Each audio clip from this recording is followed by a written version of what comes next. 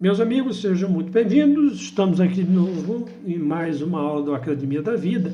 Ainda estamos falando sobre diabetes. A importância que ele tem aqui é muito grande. E aí eu estava falando para vocês na última aula sobre a retirada, a substituição e retirada dos carboidratos, né? Eu falei para vocês dos carboidratos simples que deve ser retirado. Está porcaria, um veneno. Falei para vocês da diminuição dos carboidratos compostos, complexos, né? Então, por exemplo, o amido, você tem ali cerca de 5.000 moléculas de glicose atrelada num polímero, vamos dizer, polímero não, numa célula, numa molécula maior, composta por várias moléculas de glicose e que você vai digerir. A gente tem algumas que são extremamente nocivas no processo. Eu trouxe para vocês aqui a retirada do glúten na última vez. Quem não assistiu, assista a outra aula. Retirada, eu sempre falo, tem uma sequência: pãozinho, biscoitinho, bolinho, salgadinho, pizza, macarrão. Tira esta porcaria de sua vida. Ah, mas eu gosto muito do macarrão. Se você gosta, gente, procure. Eu não posso falar a marca aqui, mas procure na internet, você vai encontrar. Tem algumas marcas de macarrão sem glúten. E tem uma marca, inclusive, que faz um macarrão com arroz e feijão. Esse macarrão, ele é rico em fibra e ele é rico em proteína. Tá, não é uma proteína de alto valor biológico, mas é uma proteína e aí vale a pena lançar a mão desse macarrão no formato. Então, assim, se você... eu preciso comer um macarrão, tá? Então, assim, substitua. E o restante...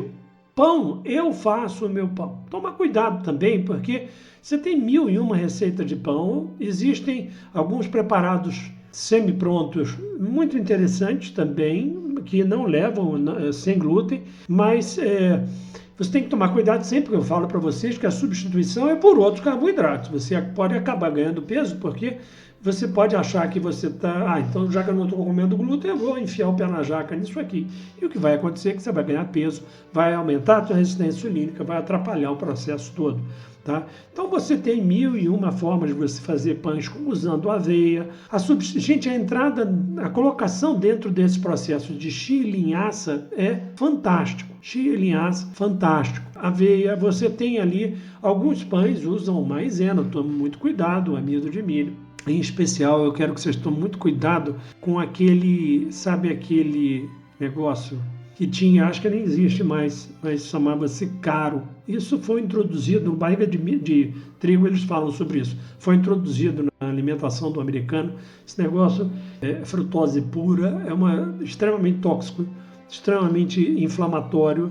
O negócio é muito lesivo, não coloque isso na tua alimentação. Aí você fala, pô, mas e o mel? O mel a gente tem que tomar muito cuidado também, porque ele tem algumas substâncias antioxidantes ali muito interessantes, mas ele também, você tem ali moléculas de açúcar em grande quantidade. Então, o fato de você substituir, perdoe-me, pelo mel não quer dizer que você está isento de problema. Não, eu particularmente, rarissimamente uso mel. E quando uso pós-exercício, numa recomposição rápida de reserva de glicogênio. E excepcionalmente, não é uma coisa que eu uso de forma rotineira. Então, não é o que eu sugiro utilizar. Então, retirada do açúcar simples, aí você fala, e aí a gente coloca na questão do açúcar simples o que? Gente, olha só, quando eu uso adoçantes. Existem prós e contras, alguns são completamente proibitivos, não use, tá? Vou te dar alguns exemplos aqui, alguns já trazendo para vocês para não utilizar. Não use sucralose, tá? Na molécula da sucralose, por exemplo, você tem cloro, que é uma substância extremamente tóxica, tá? Então, não indico aos meus pacientes o uso de sucralose, deve ser retirado. O aspartame é neurotóxico, já está associado a um monte de problemas em longo prazo do uso do aspartame. Parece que até em prole, depois você tem crianças que sofrem problemas decorrentes da mãe ter consumido. Enfim, aspartame, a meu ver, o pior dentro deste processo, tá? Você tem ali. Ciclamato e sacarina, que é o mais comum, na verdade não tem grandes trabalhos. O pessoal falava do aumento de câncer, mas isso na verdade tem como base um estudo feito na década de 60 em doses, que era de cerca de 500 vezes a dose aceitável, em ratos, e que aumentou em X%, não me lembro, da incidência de câncer de bexiga. Por outro lado, assim, esse estudo nunca se comprovou em humanos, tá? Mas alguns estudos sugerem que esse engano, quando você toma esse adoçante, o enganar o cérebro em relação ao sabor doce, acaba fazendo um efeito rebote, gerando também a liberação de insulina e fazendo com que você acabe buscando comidas com açúcar depois. Então, parece ter alguns trabalhos mostraram algo nesse sentido. Então, não é uma coisa que eu costumo indicar. Se você me perguntar qual eu indico, olha só, tá vindo, não tem no Brasil, só tem lá fora, por enquanto está muito caro, tá? Tá vindo para o Brasil a alulose, que parece ser uma opção bem interessante, um adoçante natural, por enquanto se encontra, mas é muito caro, não tive a coragem de comprar ainda a alulose, mas parece ser uma promessa aí pelos próximos anos, se a gente não tiver uma deterioração completa da nossa economia, aí, como tudo infelizmente parece estar indicando. Mas não é isso que a gente está tratando aqui, vamos dando sequência. Então a alulose é uma promessa que está aí. As pessoas cozinham com uso de xilitol, de ribose, só que são substâncias osmóticas, tá? Não são absorvidas, mas têm efeito osmótico. Então alguns pacientes têm diarreia, têm cólica com ele. Não é algo de rotina. E o uso não é tão palatável. Quando você faz, por exemplo, um doce usando xilitol, ele não dissolve, fica uma coisa arenosa, meio estranha. Não é gostoso. Quando você usa ele como adoçante no café, também é um sabor meio estranho. Eu não costumo utilizar. Então, o que eu uso? Eu uso estévia. Muitos vão dizer, mas é horroroso. Concordo contigo. Estévia tem um gosto meio ruinzinho. Você se acostuma, mas o gosto é ruinzinho. É de todos o melhor.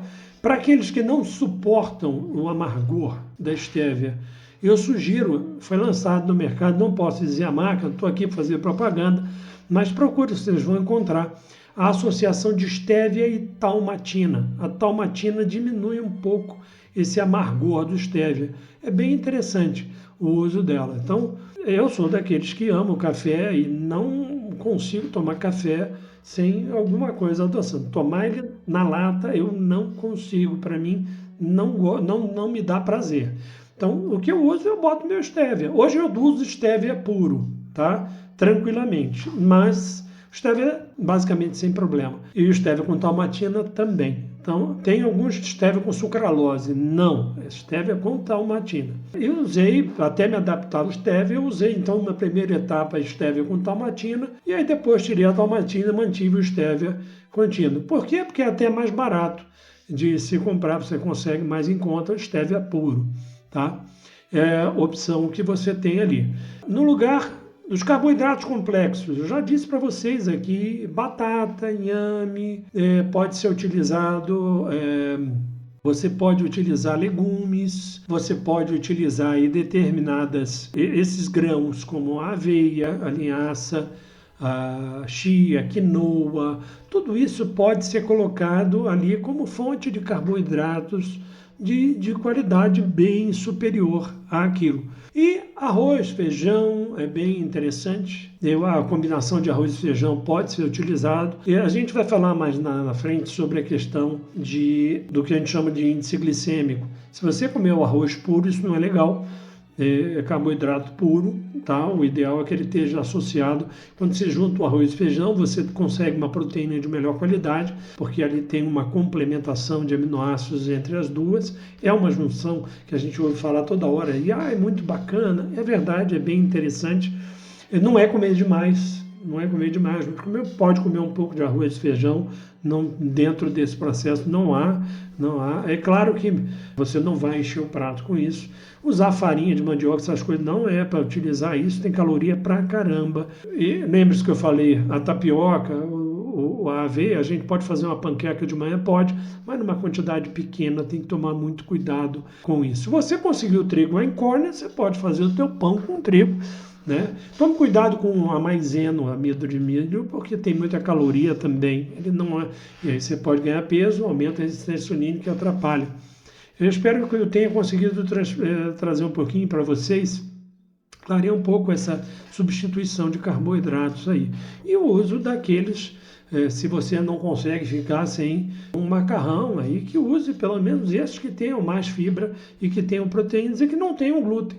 O glúten, ele realmente, se perguntar assim, 2 dias, 3 dias voltando a comer glúten, você já detonou parte do funcionamento do seu intestinal, você já tem mudança drástica da tua microbiota intestinal.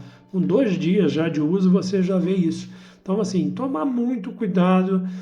A gente vai falar sobre microbiota, tem N aulas que eu vou falar sobre isso, mas lá na frente, não é agora. Eu estou falando aqui das coisas principais. E, sem dúvida, procurar o teu médico, um médico que saiba o que está fazendo. Não é só fazer isso tudo e fazer o uso das medicações corretas, é fazer os exames na época certa.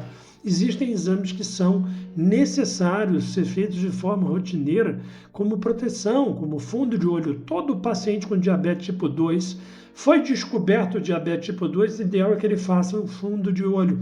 Ele tem que fazer, porque esse cara tem 10 anos já de intolerância à glicose que ele já vem desenvolvendo, de resistência insulínica. Ele precisa fazer, abrir o quadro, ele tem que fazer. E está acompanhando com esses exames periódicos. Tem uma série de exames que são muito interessantes, que devem ser feitos, acompanhamento dessa filtração renal. Outra coisa, beba muita água sempre. Você tem que manter a tua urina bem clarinha. Você tem que diluir essa glicose sanguínea. Você precisa beber água. Eu já disse para vocês qual é o marcador. A não ser que você tenha uma insuficiência renal muito grave, aí você vai ter que conversar com o teu médico. Mas se você não tem, é beber água. Manter essa urina clarinha no decorrer do dia. Isso é de suma importância, os exames periódicos disso, e um médico que saiba lançar mão dos antioxidantes, daqueles complementos que eu falei para vocês, que aumentam a liberação de insulina, tem vários que a gente pode lançar mão, né? Aquilo tudo, atividade física, eu já falei para vocês, a modificação alimentar e, sem dúvida, certos suplementos.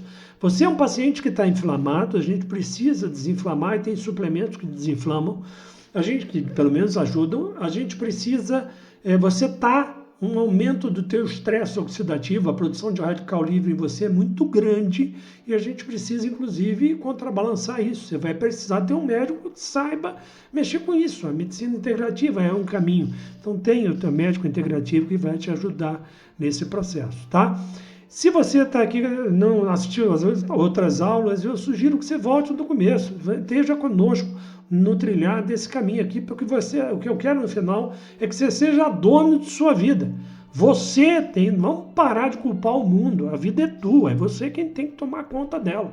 E eu estou aqui para te ensinar passo a passo, inclusive para você não ser mais manipulado por uma mídia canalha, que aí está. Então, eu vou ensinar aqui a vocês. Por isso eu peço que vocês compartilhem, para que outras pessoas tenham acesso também. Curta, compartilhe, comente lá embaixo, faça perguntas, sugira temas. Será um prazer estar com vocês. Não deixe também de me acompanhar no Instagram, Dr. André Marroy. No Instagram eu estou todo dia colocando material para vocês também. Tá? Um grande abraço, até a próxima aula.